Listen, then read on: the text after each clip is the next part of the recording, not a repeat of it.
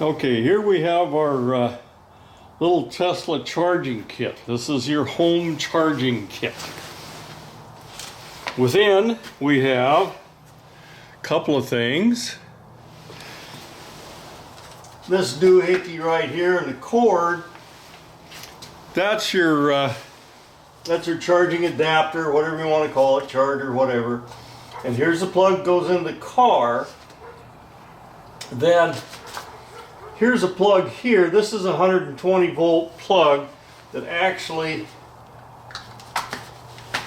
goes in there like that. And that plugs into 120 volt outlet. I will call that virtually useless. It will charge your car at 4 miles an hour, and that's like a little old lady in a tricycle. It's not going to charge your car very fast. I'll get into all the different charger cords that you can get in another video, but just wanted to go over what you get, because when I bought mine, I wasn't really sure what everything came. I knew this part came. I haven't talked about that yet. I'll talk about it in a minute. But I didn't know which one of these little cord adapters came. I knew there was probably a 120, and I was hoping there was maybe a 30 amp or something 240, but there was nothing. So this is what you get. Okay, this is an adapter for J112 charger. These are AC chargers that are kind of universal anymore, that you'll find at grocery stores and other silly places that have EV chargers on them. So you can adapt your Tesla to that charger. Let me show you one of those kind of up close. Here's my old Siemens I used to use for the Chevy Bolt, and it has a J112 plug on it. And all you do is you take the Tesla adapter, put it on like that, and then it'll fit in the car. And if you get it off, there you go. Anyway, that's the little adapter for Tesla for the AC chargers. This is not for DC charging.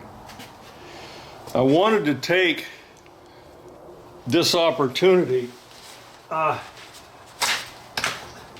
to kind of go over something else that's maybe a bit of a gripe for me at Tesla. This comes with the car, and it's good for 30 amps. That's the maximum it's good for. However, many of the Tesla cars, like my Model S, has a 48 amp charger on it. This thing will not handle that. It'll only handle 30 amps.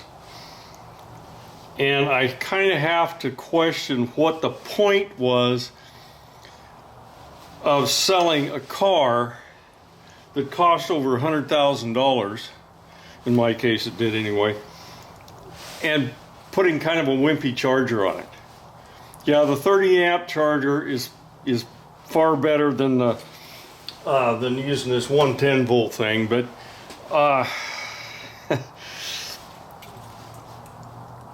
these cars have very large batteries in them, and you need an AC charger that's a little more than 30 amp.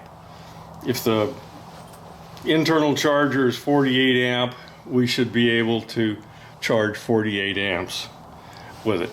Anyway, that's my gripe to Tesla. I think they've really kind of screwed up there. Why have a big charger in the car and not be able to use it? I can buy the wall charger for another $500, and it seems kind of silly because I've almost got it right there. I just need one that takes a little more amps. Anyway, that's my gripe, in addition to explanation of what comes with the Tesla. That's it on this one.